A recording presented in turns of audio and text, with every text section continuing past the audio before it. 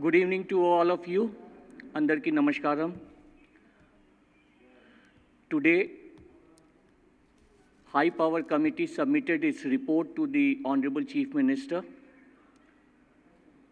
The High Power Committee consisted of 9 members, 5 members from the Government of Andhra Pradesh and 4 members from Government of India.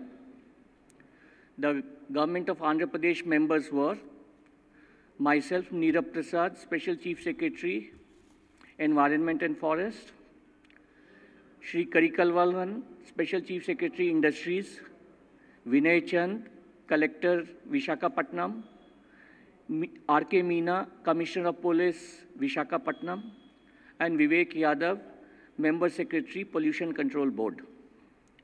Apart from this, 4 members from Government of India were Dr. Anjan Ray, Director, Indian Institute of Petroleum, Dehradun; Dr. Elango Wan, Director General, DG Fasli, Ministry of Labour; Shri Bharat Kumar Sharma, Regional Director, CPCB Pune, Ministry of Environment and Forest, Government of India; and Dr. S.K. Nayak, Director, Central Institute of Petrochemicals Engineering and Technology, CPET, Chennai, Ministry of Chemicals and Petrochemicals. The committee has done an intensive analysis of the accident, and the first thing I want to mention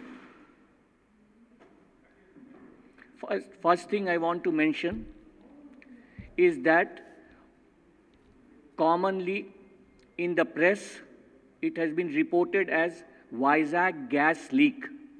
Technically, we have named it as uncontrolled styrene vapor release from the M6 tank of LG Polymers. Just to clarify, it was not a gas, it was a vapor, a liquid which had got vaporized. And it was an uncontrolled release from the M6 tank. However, commonly it is known as the Vizag gas leak.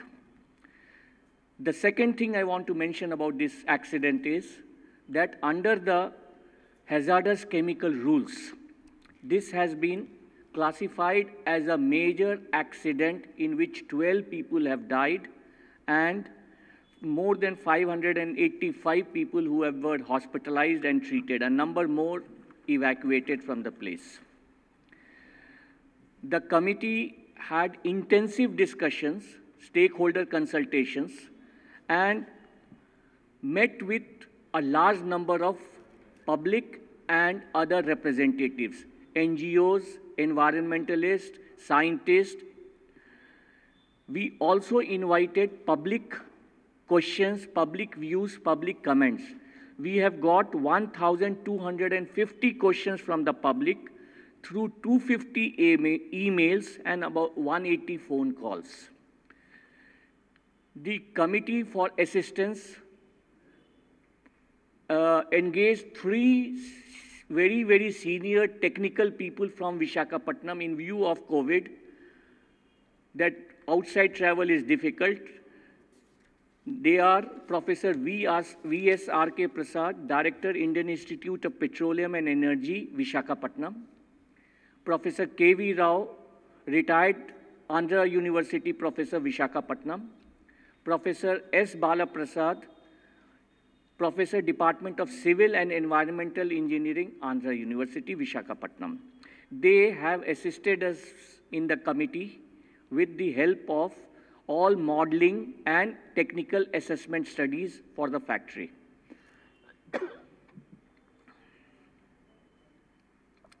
The committee sent all the questions to the factories, to the concerned factory LG Polymers, and LG Polymers has given us a detailed report in each matter.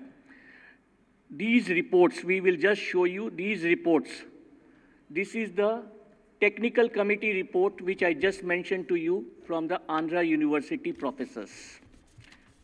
Professor V.S.R.K. Prasad, Director IIPE; then Director of Indian Institute of Petroleum and Energy at Visakhapatnam, Professor K.V. Rao, Andhra University, and Professor Bala Prasad.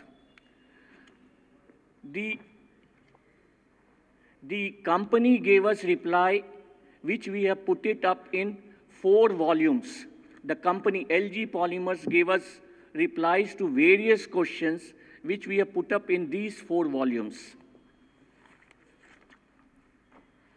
These are the reports from various departments, various stakeholders, NGOs, and everybody who participated and gave their reports are in these volumes. So volume 6. Totally we are appending volume 6, but we are having a total of 11 volumes in this concert, and we are totaling to nearly 4,000 pages in the report. This is the main report given by the committee, which we have analyzed everything as per the terms and reference given by the government in our appointment order. We have written the whole report as per the terms and reference given in the report, in the terms of reference given in the government order constituting this committee. I am very happy to share that there was a lot of discussions in the committee. We have analyzed each and every technical aspect. There were issues, discussions, but finally this is a very consensus and agreed to project by all the 9 members of the committee. Everybody has agreed to the report, and that is the final thing we have submitted. So this is about the background of the subject. Just to come to what are the findings? What is the findings? I have already told you the first finding, that Vizag gas leak is an accident of uncontrolled styrene vapor release from the M6 tank in LG Polymers Visakhapatnam, and it qualifies as a major accident under the MSHIC rules 1989. Why did the accident take place? The accident finally took place because of runaway reactions. The committee observed that the uncontrolled release of styrene vapor from M6 tank was due to the high increase in temperatures in the M6 tank. The increase in temperatures led to polymerization, and heat generated due to the polymerization finally led to runaway reactions. Increase in temperature to the boiling point of styrene monomer, which is 145 degrees centigrade, led to the boiling of liquid styrene, leading to uncontrolled vapor formation. Further increase in temperature led to increase in pressure of the vapor, which led to uncontrolled release of vapor from the vents into the atmosphere. The final temperature recorded was 153.7 degrees centigrade. The committee analyzed why did the temperature increase, why did the polymerization take place, why did the runaway reactions take place. A number of factors are given, and it is placed in the report. I don't want to go into all the details right now. All the things are placed in the report, and we are hopeful that in another half an hour or 1 hour, we will upload the whole report onto the Government of Andhra Pradesh website. So that whole report will be available, but ultimately, why did the temperature increase, why did the polymerization take place, and why runaway reactions took place? We have come to a definite conclusion. We have identified a number of factors which led to it, and we have shown it in diagrammatic form also in this diagram, which is called the fishbone diagram. How each factor contributed and how it led to the accident.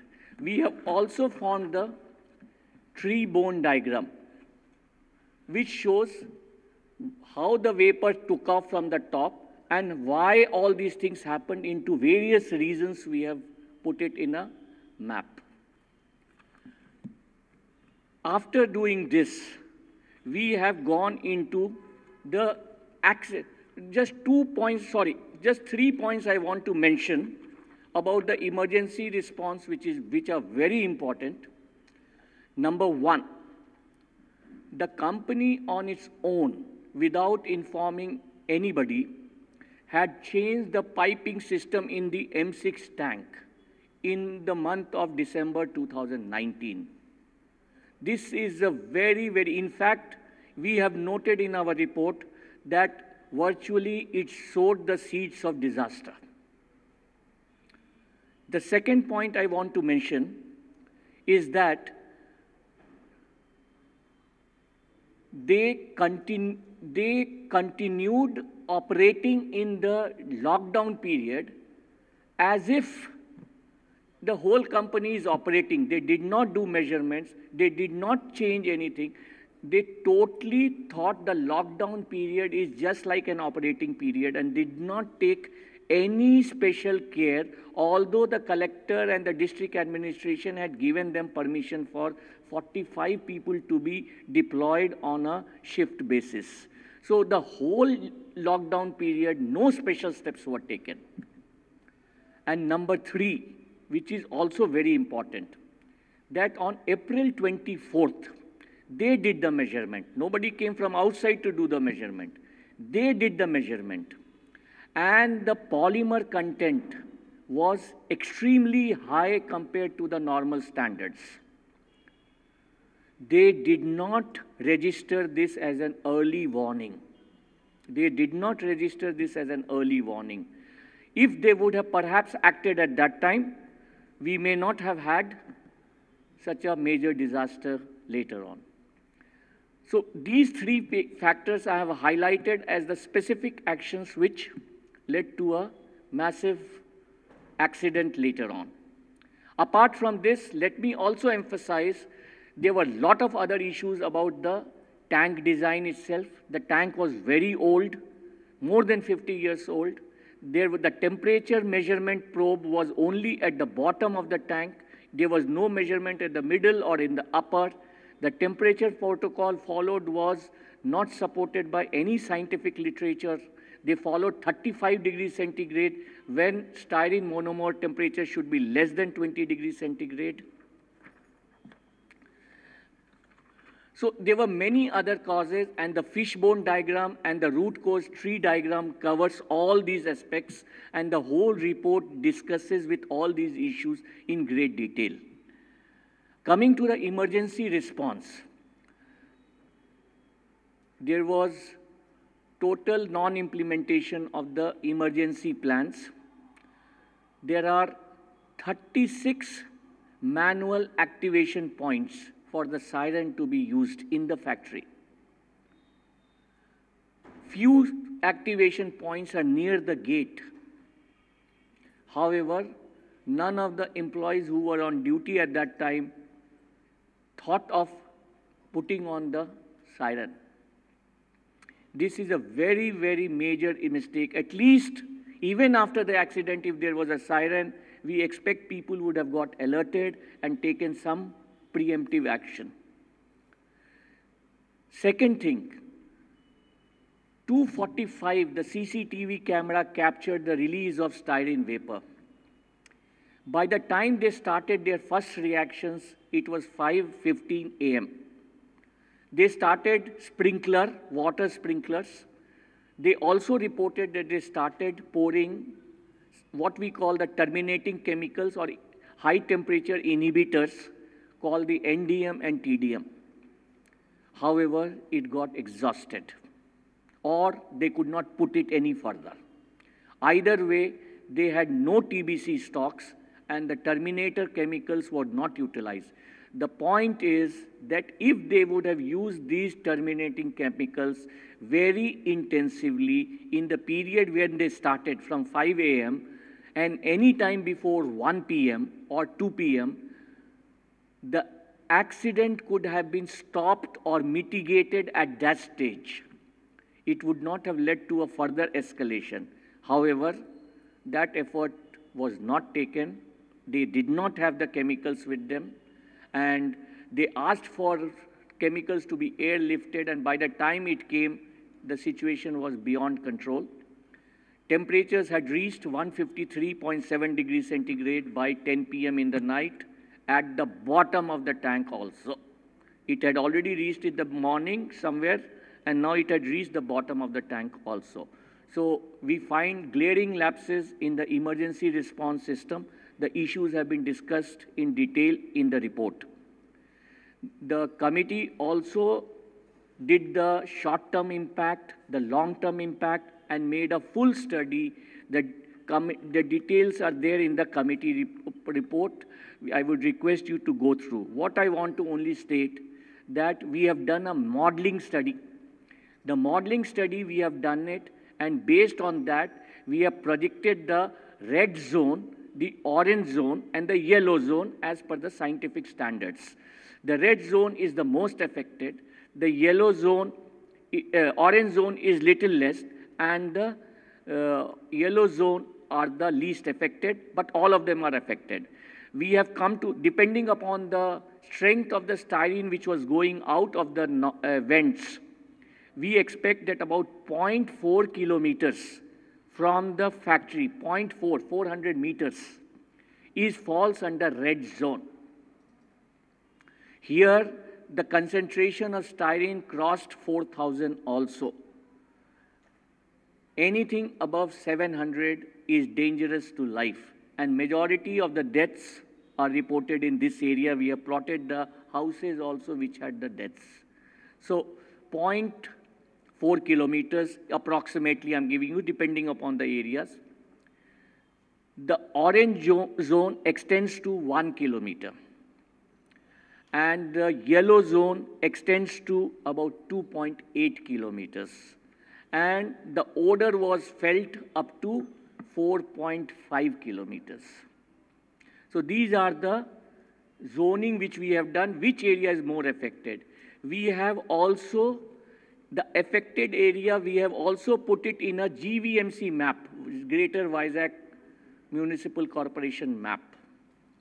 And we have requested the collector and the GVMC to demarcate this area on the ground so that everybody knows what is the affected area, and a long-term effect of this can be studied with the help of Indian Council of Medical Research and other environmental bodies who can do a full-fledged long-term analysis. The report fixes for each and every root cause, we have taken who is responsible for it, and we have identified the negligence and also the liabilities under the various sections of law.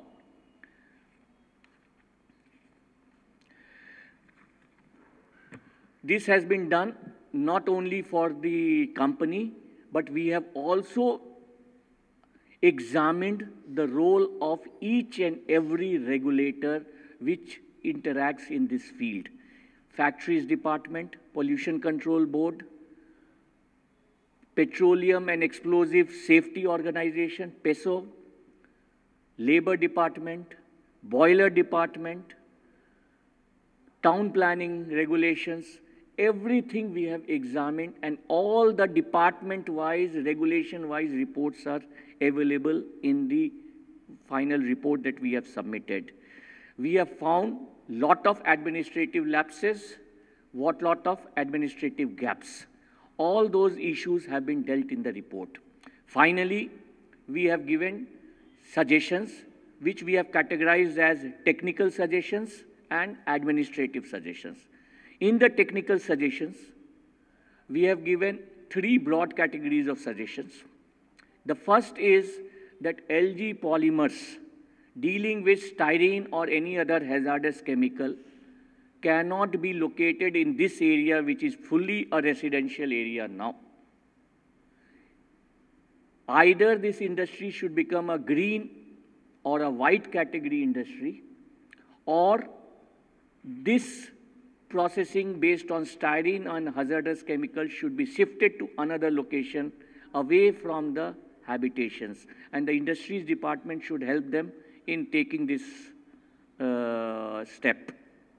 Second, We have also said that the styrene industries, there are a number of industries in India which operate, hold, process styrene. We have requested, we have come out with a technical list of suggestions that for any industry which handles styrene, what are the precautions you should take so that such styrene-based accidents don't occur again in India. In fact, these suggestions will be useful internationally also because a storage tank causing an accident by vaporization and release of vapors of styrene, this is the first incident in the world.